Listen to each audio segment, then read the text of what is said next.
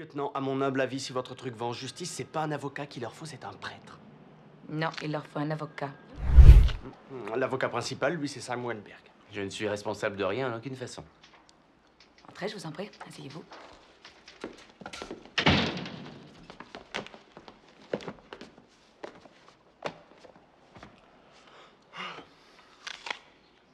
Lieutenant, depuis quand êtes-vous dans la Navy?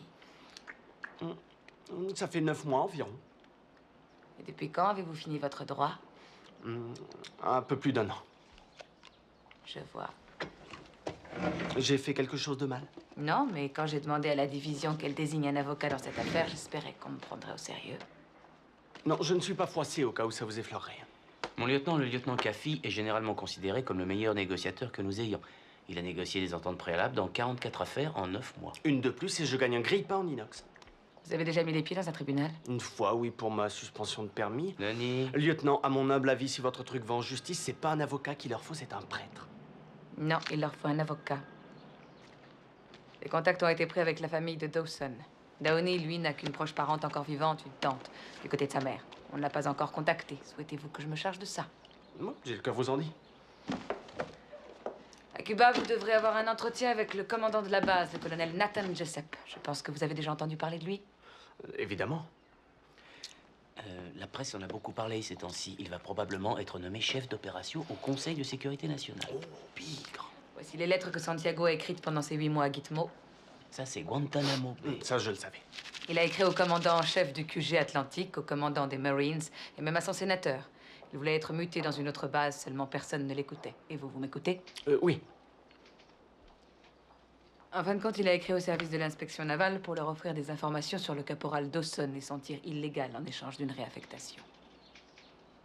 Bien. Et c'est tout? Lieutenant, cette lettre fournit à votre client un excellent motif de tuer Santiago. Pigé. Et Santiago, c'est qui?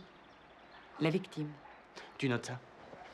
J'imagine que ce type de lettre ne donne pas une image très flatteuse de la vie des Marines basée à Guantanamo Bay. Oui, en effet. Et j'imagine en outre que si nous menions une enquête fouillée sur cette affaire, nous pourrions mettre dans l'embarras le gars du Conseil de sécurité. Le colonel Jessup. 12 ans. Pardon? Je vais obtenir l'absence d'entente délictueuse et de manquement, 12 ans.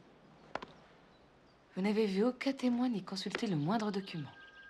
Ça vous épate, avouez? Il faudra creuser plus avant. Lieutenant, avez-vous en la matière une autorité dont je devrais être informé?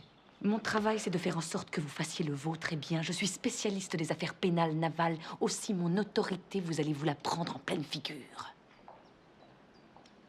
Lisez les lettres. J'attends votre rapport à votre retour de Cuba. Oui. Maintenant, rompez. J'oublie toujours ce machin-là. Il est un peu perturbé. Son équipe affronte les médecins militaires dans 8 jours. Dites à votre ami qu'à Cuba, frimer, ça n'est pas dans la note. Les Marines de Guantanamo sont fanatisés. Par quoi? Par l'esprit Marines.